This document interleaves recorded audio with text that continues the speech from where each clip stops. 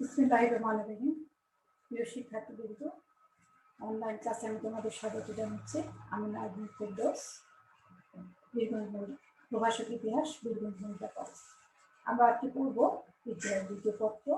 এর আগে ক্লাসে আমরা ইতিহাস দ্বিতীয় পত্রের দ্বিতীয় অধ্যায় সম্পর্কে পড়া শুরু করেছিলাম ফরাসি বিপ্লব সম্পর্কে। ফরাসি বিপ্লব আমরা পড়ছি কি ছিল?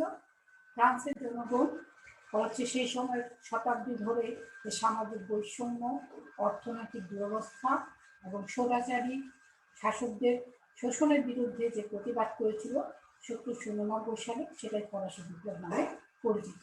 এর আগের কাছে আমরা ফরাসি বিপ্লবের কারণগুলো পড়ছিলাম, তার মাঝে আমরা সামাজিক এবং অর্থনৈতিক কারণ পড়েছি। কারণগুলো এরকম হবে যে বিপ্লবের পূর্বে ফ্রান্সের সামাজিক অবস্থা কিরূপ ছিল, অর্থনৈতিক অবস্থা কিরূপ ছিল, রাজনৈতিক অবস্থা কিরূপ ছিল, যার পরিপ্রেক্ষিতে ফ্রান্সে এত বড় বিপ্লব সংঘটিত হয়েছিল। আমরা অলরেডি এর আগের ক্লাসে আমরা সামাজিক এবং অর্থনৈতিক কারণ করে ফেলেছি। আজকে আমরা পড়ব রাজনৈতিক কারণ। রাজনৈতিক কি অবস্থা ছিল, যেটা আমরা দেখবো যে ফ্রান্সে একটা বিপ্লব সংঘটিত হয়েছিল। আমরা জানি ফরাসি বিপ্লবের পূর্ব থেকে ফ্রান্সে কিন্তু যে শাসন ব্যবস্থাটা ছিল সেটা ছিল স্বৈরাচারী রাজতন্ত্র। বংশ পরস্পর আমরা দেখবো যে ফ্রান্সে সেই সময় দুই শাসকরা শাসন করছিলেন এবং পূর্ব রাজবংশের দুই শাসকরা শাসন করছিলেন। তাদের স্বৈরাচারিতা, তাদের স্বেচ্ছাচারিতায় ফরাসি বিপ্লবের একটা মূল কারণ ছিল। এখন আমরা পড়বো ফ্রান্সের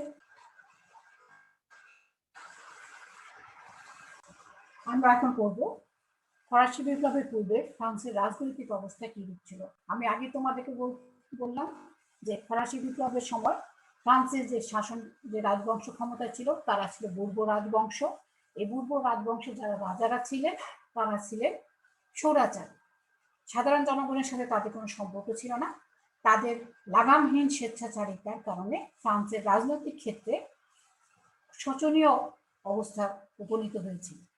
দেখবো আমরা বুর্বো রাজা যারা ছিলেন তারা নিজেদের ক্ষমতার জন্য নিজেদেরকে বলতেন ঈশ্বর প্রদত্ত ক্ষমতার অধিকারী, অর্থাৎ divine rights theory of kingship.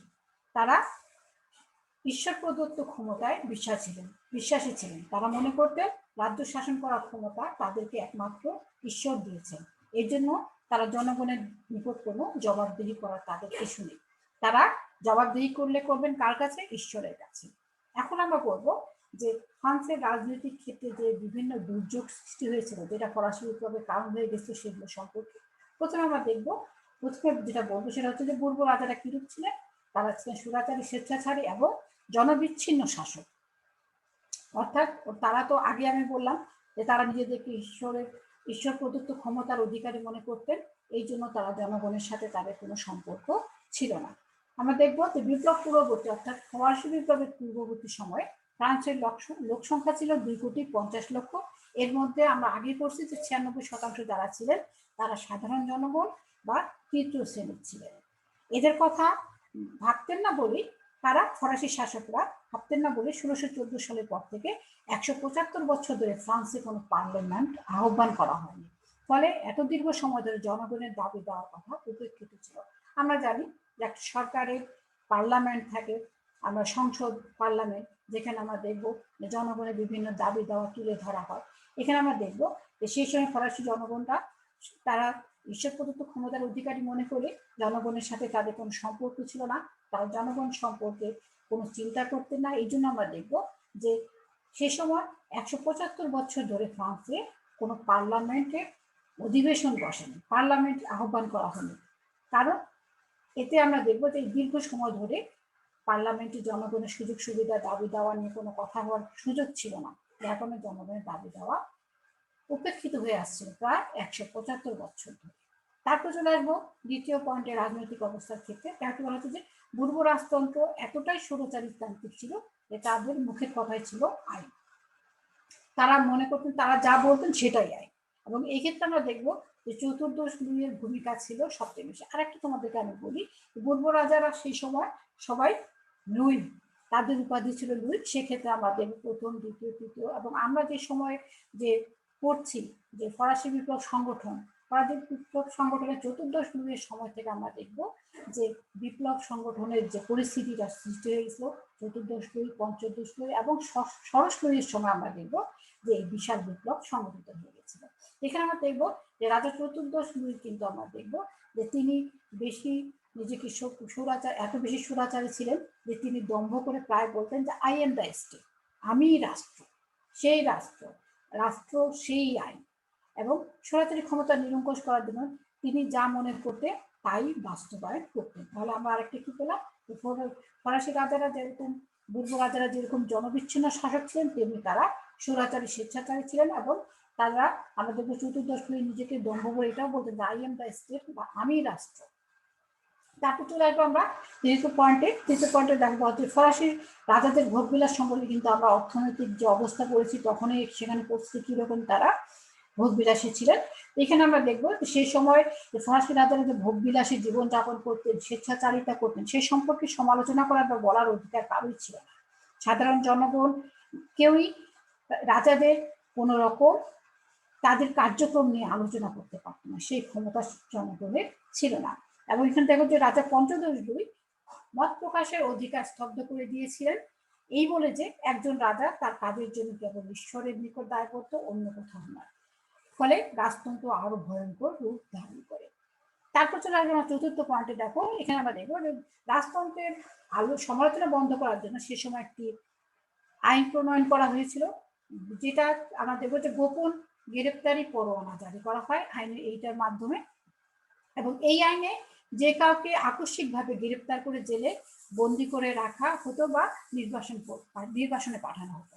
এবং এই কালো আইনটি ফরাসি বিপ্লব সংগঠনে বারুদের মতো কাজ করে। অর্থাৎ আমরা দেখবো যে পরবর্তীতে যখন অর্থনৈতিক অবস্থা, সামাজিক অবস্থা নিয়ে আলোচনা সমালোচনা হচ্ছিল, তখন কিন্তু আমরা দেখবো যে রাজতন্ত্রের বিরুদ্ধে সমালোচনা বন্ধ করার জন্য এই আইনটা প্রণয়ন করা হয়েছিল, যাতে মনে করা হচ্ছে যে কেউ রাজাদের বিরুদ্ধে কিছু বললেই তাকে আকস্মিকভাবে গ্রেপ্তার করা হতো, তাকে জেলে বন্দি করে রাখা হতো, আবার কাউকে নির্বাসনে পাঠানো হতো। এবং এই আইনের বিরুদ্ধে কিন্তু আমরা দেখব যে ফরাসি বিপ্লব সংগঠিত হয়েছিল। তারপর চলে আসবো আমরা আরো কিছু দেখবো আমরা, যেটা আমরা কিন্তু এর আগে পড়ে ফেলছি, যে এখানে আমরা ষষ্ঠ পয়েন্টে যেটা পড়বো সেখানে কিন্তু আমরা দেখবো যে আমরা যে তোমার সামাজিক এবং রাজনৈতিক মিলে সামাজিক এবং অর্থনৈতিক অবস্থা সম্পর্কে যেটা পড়েছি এর আগে, এখানে কিন্তু সেটা তুলে ধরা হচ্ছে। এখানে দেখো কি বলতো, এইসব ফ্রান্সের যাজক, আমরা আগে পড়ছি যাজক, ফ্রান্সের জনগণ দুটো ভাগে বিভক্ত ছিলেন, একটা প্রথম সুবিধাভোগী আর একটা সুবিধা বঞ্চিত। সুবিধাভোগীদের মধ্যে আমরা আগে পড়ে ফেলছি যে প্রথম যারা ছিলেন ফার্স্ট স্টেট তারা ছিলেন যাজক, সেকেন্ড স্টেট ছিলেন অভিজাত। এবং এখানে আমরা কিন্তু তাদের সম্পর্কে পড়ছি, তাদের সংখ্যা দেওয়া, এখানে বলা হচ্ছে যে এই সময় ফ্রান্সের যাজকদের সংখ্যা ছিল 1,33,000 এবং অভিজাতদের সংখ্যা ছিল 3,50,000। দেশের এটা আমরা পড়ছি যে এই দুই শ্রেণীর লোক দেশের 40% সম্পদের মালিক তারা ছিলেন। তারপরে তারা আমাদের যে কোনো রকম সরকারকে, রাষ্ট্র পরিচালনার জন্য তারা কোনো রকম কর বা খাজনা তারা দিতেন না, অথচ তারা রাষ্ট্রের সকল সুযোগ সুবিধা ভোগ করতেন। আমরা এগুলো কিন্তু অলরেডি পড়ে আসছি সামাজিক এবং রাজনৈতিক অর্থনৈতিক অবস্থার মধ্যে।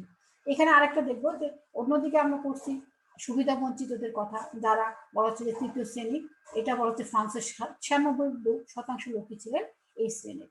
এরা আমরা দেখব যে তারা সকল সুযোগ সুবিধা থেকে বঞ্চিত ছিলেন। এরাই আমরা দেখব যে সব ধরনের ফ্রান্সের যে কর খাজনা এরাই দিতেন। এবং আমরা দেখব যে এদের প্রচারণা এবং খেয়ালিপনা করে যারা অভিজাত এবং যাজকরা ছিলেন, তারা ছিলেন রাজতন্ত্রের তাবেদার, অর্থাৎ রাজার কথা মতো তারা রাজাকে বিভিন্নভাবে তারা দাবিদারি করে চলতেন। এবং তাদের প্ররোচনা এবং খেয়ালিপনার কারণে ফ্রান্সের রাজনৈতিক অবস্থার অবনতি শুরু হয়, তাদের দুর্নীতি এবং অত্যাচারে জনজীবন অতিষ্ঠ হয়ে পড়ে। অর্থাৎ দেখো যে সেই সময় রাজারা যে সুরাচারী, স্বেচ্ছাচারী, কিন্তু আমরা দেখবো যে এই রাজাদেরকে কিন্তু এই অভিজাত এবং যাজকরা সবসময় দাবিদারি করে চলতেন, এবং তারা যে ভুল করছে এটা না বলে উল্টো তারা নিজের সুযোগ সুবিধা পাওয়ার জন্য রাজাদেরকে তারা আরো বেশি স্বেচ্ছাচারী সুরাচারী হতে সাহায্য করছিলেন। তারপর চলে আসবো আরেকটা পড়বো যে বৈদেশিক নীতির ক্ষেত্রে বুর্বু রাজতন্ত্রের পর্যায়ক্রমিক ব্যর্থতা ফ্রান্সকে আর্থিক এবং রাজনৈতিকভাবে হীনবল করেছিল। আমরা এর আগে পড়ছি যে ফ্রান্সের রাজারা যেমন সুরাচারী, স্বেচ্ছাচারী ছিলেন, তারা ফ্রান্সের অর্থনৈতিক অবস্থা দুর্বল। এই অবস্থাতেও আমরা দেখবো যে ফ্রান্সের রাজারা স্বৈরাচারী রাজারা একাধিক যুদ্ধে জড়াই পড়ছিলেন। এই যুদ্ধে ব্যয়ভার করতে গিয়ে ফ্রান্স অর্থনৈতিকভাবে আরো বেশি দুর্বল হয়ে পড়ছিল।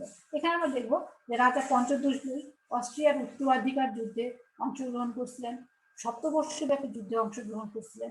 এই যুদ্ধগুলোতে তারা অংশগ্রহণ না করলেই চলতো, কিন্তু এগুলো তারা তাদের অভিজাত্য দেখানোর জন্য এই যুদ্ধগুলোতে অংশগ্রহণ করছিলেন এবং এই যুদ্ধগুলোতে অংশগ্রহণ করে তাদের প্রচুর আর্থিক বিপর্যয়ের সৃষ্টি হয়েছিল। সপ্তবর্ষব্যাপী যুদ্ধ আমরা জানি যে 7 বছর ধরে যুদ্ধ হয়েছিল, সেটা ইংরেজ এবং ফরাসিদের মধ্যে। এতে আমরা দেখব যে এই যুদ্ধ করতে গিয়ে ইংরেজদের কাছে ফরাসিরা ফ্রান্স, কানাডা এবং ভারতীয় উপনিবেশ থেকে ইংরেজদের দ্বারা তারা বিতাড়িত হয়ে গিয়েছিল। তাছাড়া আমরা দেখব যে এই ঘটনায় আন্তর্জাতিকভাবে ফ্রান্সের ভাবমূর্তি মারাত্মকভাবে ক্ষতিগ্রস্ত, অর্থাৎ যখন ইংরেজদের দ্বারা ফ্রান্স, কানাডা এবং ভারতীয় উপনিবেশ থেকে বিতাড়িত হলো, এতে আমরা দেখব যে আন্তর্জাতিকভাবে তাদের রাজনৈতিক ক্ষেত্রে তাদের যে সামরিক শক্তি যে কম, সেক্ষেত্রে তাদের ভাবমূর্তি মারাত্মকভাবে ক্ষতিগ্রস্ত হয়েছে। এছাড়া আমরা দেখব ইচ্ছাকৃতভাবে সেই সময় আমেরিকার স্বাধীনতা যুদ্ধে ফ্রান্স আমেরিকার পক্ষ নিয়ে ইংল্যান্ডের সাথে যুদ্ধে জড়িয়ে পড়ে। এতেও আমরা দেখবো যে ফ্রান্স ভীষণ অর্থ সংকটে নিপতিত হয়। 1788 সালে ফ্রান্সের জাতীয় ঋণের পরিমাণ হয়ে দাঁড়ায় 126 মিলিয়ন লিব্র। রাজা ষোড়শ লুই নিদারুণ রাজনৈতিক সংকটের মুখে পড়েন। অর্থাৎ আমরা দেখবো যে একেবারে শেষ ষোড়শ লুইয়ের সময় কিন্তু আমরা দেখবো যে বিপ্লব সংগঠিত হয়েছিল। অর্থনৈতিক ক্ষেত্রে ফ্রান্স এতটাই দুর্বল হয়ে পড়েছিল যে আমরা দেখবো যে এই দুর্বলতায় বিরুদ্ধে ফ্রান্সের জনগণ যে বিপ্লব সংগঠিত করেছিল 1789 সালে, সেটাই ফরাসি বিপ্লব নামে পরিচিত। তাহলে আমরা দেখবো যে বলা হচ্ছে, আমি তোমাদেরকে আগে ক্লাসে বলছি যে লুই রাজারা অনেক দিন ধরে ফ্রান্সের শাসন করছিলেন। তারা সুরাচারী ছিলেন, স্বেচ্ছাচারী ছিলেন, জনবিচ্ছিন্ন ছিলেন। তারপরও একের পর এক তারা শাসন করে গেছেন। কিন্তু যখনই আমরা দেখবো যে ফ্রান্স অর্থনৈতিকভাবে একেবারে দুর্বল হয়ে পড়লো, ফ্রান্সের যখন অভাব অনটন দেখা দিল, তখনই কিন্তু জনগণ যে এই বিপ্লবটা সংগঠিত করছিল। এখন আমরা তাহলে এইভাবে আমরা পড়লাম ফরাসি বিপ্লবের কারণ, যার মধ্যে আমরা সামাজিক কারণ পড়ে ফেলেছি, অর্থনৈতিক, এবং আজকে আমরা রাজনৈতিক কারণ পড়লাম। এখন আমরা পড়ব ফরাসি বিপ্লব সংগঠনে দার্শনিকদের অবদান। এখানে দেখো বলা হচ্ছে যে 1789 সালে সংগঠিত জগৎ বিখ্যাত ফরাসি বিপ্লবের মূলে ছিল দার্শনিক এবং বুদ্ধিজীবীদের চিন্তাধারার প্রভাব, বুদ্ধিদীপ্ত চিন্তাধারার প্রভাব। অষ্টাদশ শতাব্দী ছিল মূলত জ্ঞান এবং যুক্তিবাদের যুগ। এই যুগে ফ্রান্সে একদম প্রজ্ঞাবান দার্শনিক এবং চিন্তানায়কের আবির্ভাব ঘটে। তারা আমরা দেখবো যে সেই সময় ফ্রান্সের বেশ কিছু যে কোনো আমরা জানি যে কোনো বিপ্লব, যে কোনো আন্দোলনের কিন্তু আমরা জানি যে নেতৃত্ব দেওয়ার কিছু লোকের প্রয়োজন হয়, কিছু ব্যক্তির প্রয়োজন হয়, এবং এই যে স্বেচ্ছাচারিতা, সুরাচারিতা, অন্যায়, অত্যাচার, এতে জনগণের চোখ খুলে দেওয়ার ক্ষেত্রে আমরা দেখবো যে বেশ কিছু বুদ্ধিজীবী ব্যক্তিদের ভূমিকা থাকে। তেমনি আমরা দেখবো যে ফ্রান্সের সেই সময় একদম প্রজ্ঞাবান এবং দার্শনিক যারা, আমরা দেখবো যে জনগণকে এই বিপ্লব সংগঠনে, ফরাসি জনগণকে বিপ্লব সংগঠনে তাদের ভূমিকা রেখেছিলেন। তবে আমরা দেখবো যে এই বিপ্লবে তারা সশরীরে অংশগ্রহণ করেনি, কিন্তু তারা কিছু তাদের লেখনীর মাধ্যমে বিভিন্ন বইয়ে লিখে তারা সেখানে আমরা দেখবো যে ফ্রান্সের যে যুগ যুগ ধরে যে তাদের প্রচলিত রাজনৈতিক, সামাজিক এবং অর্থনৈতিক ব্যবস্থার ত্রুটি, সেগুলো তুলে ধরে জনমত গঠনে তারা সাহায্য করছিলেন। এখানে আমরা দেখব যে এক্ষেত্রে তারা মূলমন্ত্র হিসাবে যুক্তিবাদকে প্রধান অস্ত্র হিসাবে ব্যবহার করেন। কোনো কোনো দেশে রাজনৈতিক, সামাজিক এবং অর্থনৈতিক সংকটের কারণে বিপ্লব পটভূমি তৈরি হতে পারে, কিন্তু বিপ্লব সংগঠনের জন্য জনগণের মধ্যে চেতনাগত প্রস্তুতির প্রয়োজন হয়। ফ্রান্সের দার্শনিকরা আমরা দেখব কিন্তু এই ক্ষেত্রে তারা, ফ্রান্সের দার্শনিক, কবি, সাহিত্যিক, বুদ্ধিজীবীরা সমাজে বিপ্লব চেতনা তৈরিতে তারা অসাধারণ ভূমিকা রেখেছিলেন। এখানে আমরা দেখব সেই সময় বেশ কিছু ফরাসি দার্শনিক যারা আমরা দেখব যে ফরাসি বিপ্লব সংগঠনে ভূমিকা রেখেছিলেন, তারা হচ্ছেন একজন মহামেতি ভলতেয়ার, তারপর আমরা পড়ব সাস মন্টেস্কিউ বা মন্টেস্কিউ, তারপর জাজেক রুশো, তারপর বেশ কিছু ব্যক্তি আমরা দেখবো এরকম বেশ কিছু প্রতিভাবান দার্শনিক এবং বুদ্ধিজীবী ছিলেন, যারা সেই সময় অনেকগুলো সাহিত্য রচনা করেছিলেন, যেখানে আমরা দেখব যে ফ্রান্সে যে এতদিন ধরে যে শ্রেণী বৈষম্য বা অর্থনৈতিক যে কর ব্যবস্থার যে বৈষম্য, আবার আমরা পাচ্ছি যে ফ্রান্সের পূর্ব রাজবংশের দুই রাজাদের সুরাচারী স্বেচ্ছাচারিতা, তাদের আরাম আয়েস এর বিরুদ্ধে আমরা দেখব বিভিন্ন তারা লেখনী লিখেছিলেন। এই লেখনী লিখিত এই বইগুলো পড়েই ফ্রান্সের জনগণ পরবর্তীতে আমরা দেখব যে ফরাসি বিপ্লব সংগঠিত করেছিলেন। এখন আমরা এদের সম্পর্কে পড়ব। তার মধ্যে আমরা প্রথমে যার সম্পর্কে পড়ব তিনি হলেন মহামতি ভলতেয়ার। এখানে দেখো তার ছবি দেয়া আছে এবং তার সম্পর্কে আমরা পড়ব। দেখো মহামতি ভলতেয়ার সম্পর্কে কি বলা হচ্ছে যে ভলতেয়ার 1694 সালে ফ্রান্সে জন্মগ্রহণ করে। তিনি ছিলেন ইউরোপের যুক্তিবাদী যুগের একজন শ্রেষ্ঠ দার্শনিক। তার প্রকৃত নাম ছিল ফ্রাঁসোয়া মেরি আরুর, তবে ভলতেয়ার নামে তিনি বেশি পরিচিত ছিলেন। জন্মগতভাবে তিনি ছিলেন অসাধারণ মেধার অধিকারী। বলা হয়ে থাকে যে লেখনের অপূর্ব কৌশল নিয়েই তিনি জন্মগ্রহণ করেছিলেন। মাত্র 17 বছর বয়সে তিনি লেখা শুরু করেন। তিনি ছিলেন একাধারে কবি, নাট্যকার, দার্শনিক, ইতিহাসবিদ। কি এমন নয়, মানে অর্থাৎ সব জ্ঞানের সব ধারায়, জ্ঞানের সব ক্ষেত্রেই তার অসাধারণ প্রতিভা ছিল। ভিক্টর হুগো তাকে আখ্যায়িত করেছিলেন মানুষের চেয়ে বড় কিছু, অর্থাৎ মানুষের মতো যত জ্ঞান বুদ্ধি তার চেয়েও বেশি তার এতই প্রতিভা ছিল যে এই ধরনের তাকে একটা মন্তব্যে আখ্যায়িত করা হয়েছিল। তার রচনাবলীর প্রধান বৈশিষ্ট্য ছিল তিনি গির্জা এবং রাষ্ট্রের বিকৃতিগুলোকে অত্যন্ত তীর্যক ভাষায় ব্যঙ্গ এবং বিদ্রুপ করেছেন। অর্থাৎ আমরা আগে পড়েছি যে ফরাসি বিপ্লবের সময় বা ফরাসি বিপ্লবের পূর্বে ফ্রান্সের যে আমরা দেখতে পাচ্ছি যে গির্জা যাজকরা সবচেয়ে ক্ষমতা সম্পন্ন, সবচেয়ে সুবিধাভোগী, সবচেয়ে আরামাসে জীবনযাপন করতেন। এবং তারপরে রাষ্ট্রের যে ত্রুটি, অর্থাৎ যে রাষ্ট্র দ্বারা যে নিয়ন্ত্রিত বিভিন্ন যে কর খাজনার যে বিষয়গুলো, সেগুলো যে ত্রুটিগুলো, এগুলোকে নিয়ে তিনি আমরা দেখব যে তীর্যক ভাষায় ব্যঙ্গ করে বিদ্রুপ করে অনেক লিখেছেন তিনি। এখানে দেখব যে তৎকালীন ফরাসি সমাজ এবং রাষ্ট্রকে তিনি সারা জীবন ধরে আক্রমণ করে গেছেন। তিনি নিরঙ্কুশ রাজতন্ত্রের কঠোর সমালোচক ছিলেন। রাজা চতুর্দশ লুইয়ের বিরুদ্ধে কবিতা লেখার অপরাধে তাকে 1717 সালে জেলে নিক্ষেপ করা হয়। 1729 সালে তিনি আবারও ব্যঙ্গাত্মক কবিতা লেখার কারণে দ্বিতীয়বার তাকে জেলে যেতে হয়। আমরা কিন্তু যে রাজনৈতিক ক্ষেত্রে অবশ্যই পড়েছি যে সেই সময় ফ্রান্সে আইনের মাধ্যমে রাজাদের সুরাচারী স্বেচ্ছাচারী নিয়ে কিছু বলা সমালোচনা করার অধিকার কারো ছিল না। কেউ আলোচনা করলে তাকে জেলে নিক্ষেপ করা হতো, আবার নির্বাসনে পাঠানো হতো। সেক্ষেত্রে আমরা দেখতে পাচ্ছি যে ভলতেয়ার আমরা দেখতে পাচ্ছি যে তিনি চতুর্দশ লুইয়ের বিরুদ্ধে লেখার কারণে তাকে পরপর 2 বার জেলে যেতে হয়। তারপর তিনি ইংল্যান্ডে জেল থেকে বের হয়ে তিনি ইংল্যান্ডে চলে যান এবং 3 বছর সেখানে অবস্থান করেন। তিনি ইংরেজ বা ব্রিটিশ রাষ্ট্র দর্শন, বিজ্ঞান এবং সাহিত্য গভীরভাবে অধ্যয়ন করেন। তিনি লেটার্স ফিলোসফিয়ান্স নামে বিখ্যাত গ্রন্থ রচনা করেন। এই সময় তিনি elements of the philosophy of Newton এবং essay on universal history and Zadig নামক কয়েকটি গ্রন্থ রচনা করে। তার বিখ্যাত লেখা একটা নাটক হচ্ছে ওডিপি। এখানে দেখো যে তিনি এই যে বিভিন্ন লেখা লিখেছেন, সেখানে কিন্তু আমরা দেখবো তার লেখনের মধ্যে সবচেয়ে বেশি তিনি গির্জার ভণ্ডামিকে আক্রমণ করেছেন বেশি। গির্জার অবশ্যই ভণ্ডামি আমরা জানি যে বলা হচ্ছে যে সমাজ গির্জা প্রধান কারা ছিলেন? যাজকরা ফ্রান্সের সব সুযোগ সুবিধা ভোগ করতেন। রাষ্ট্রের প্রায় 40% সম্পত্তি তাদের হাতে থাকলেও তারা কোনো রকম কর খাজনা দিতেন না। উল্টো তারা প্রজা সরকারের কাছ থেকে একাধিক নাম কর, মৃত্যু কর এগুলো আদায় করতেন। এবং এখানে তিনি এই গির্জার যাজকদেরকে নিয়ে তিনি বেশি লিখেছেন। এই জন্য আমরা দেখবো তার ধর্মবিশ্বাস নিয়েও অনেকে প্রশ্ন তুলেছেন। কেউ প্রকৃত অর্থে ধর্মের বিরুদ্ধে তার কোনো বক্তব্য ছিল না, কিন্তু আমরা দেখবো যে ধর্ম নিয়ে তিনি কিন্তু কোনো বক্তব্য করেন, বড় ধর্মের নামে যাজকরা যে অজ্ঞতা, মূর্খতা এবং তাদের বাড়াবাড়িকে নিয়েই তিনি সমালোচনা করেছিলেন। যাজকদের রাজতন্ত্রের একনিষ্ঠ রক্ষণের ভূমিকা অবতীর্ণ হতে তিনি ধর্মের সাথে আদৌ সঙ্গতিপূর্ণ বলে মনে করতেন না। অর্থাৎ আমরা আগে তোমাদেরকে আমি বললাম যে যারা রাজারা তো সুরাচারী ছিলেন, কিন্তু তার সাথে যে যাজক বা আমরা দেখবো যে অভিজাত শ্রেণী ছিলেন, তারা রাজার বিরোধিতা না করে উল্টো তারা নিজের সুযোগ সুবিধা পাওয়ার জন্য রাজার তোষামত করে গেছেন। এই ক্ষেত্রে আমরা দেখব যে আমরা জানি যে ধর্মের একজন প্রধান যারা ছিলেন তারা ধর্মীয় দৃষ্টিতে তাদের উচিত ছিল যে সমাজে সবার মধ্যে সমতা থাকুক, কিন্তু সেক্ষেত্রে আমরা দেখব যে সেই সময় ফরাসি যাজকরা এই ক্ষেত্রে আমরা দেখব যে কোনো ভূমিকা রাখেনি, উল্টো তারা নিজের সুযোগ সুবিধা পাওয়ার জন্য রাজাদের দাবিদারি করে দিচ্ছে।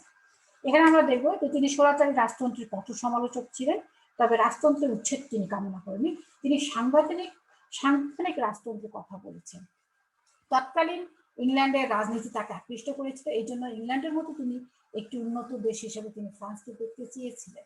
তাহলে আমরা দেখব কি বলা হচ্ছে যে তিনি চাননি যে মানে ফ্রান্সের রাজতন্ত্র আছে, ফ্রান্সের রাজতন্ত্র থাকবে, তবে সেটা স্বৈরাচারী রাজতন্ত্র নয়, বরং সাংবিধানিক রাজতন্ত্রের প্রতি তার আকর্ষণ ছিল। তিনি চাচ্ছিলেন যে ফ্রান্সে ইংল্যান্ডের মতোই একটি রাজতন্ত্র, সাংবিধানিক রাজতন্ত্র থাকবে এবং ইংল্যান্ডের মতো ফ্রান্স একটি উন্নত দেশ হিসাবে পরিচিতি লাভ করবে। 1778 সালে আমরা দেখব যে এই প্রতিভাবান ব্যক্তির মৃত্যুবরণ করে।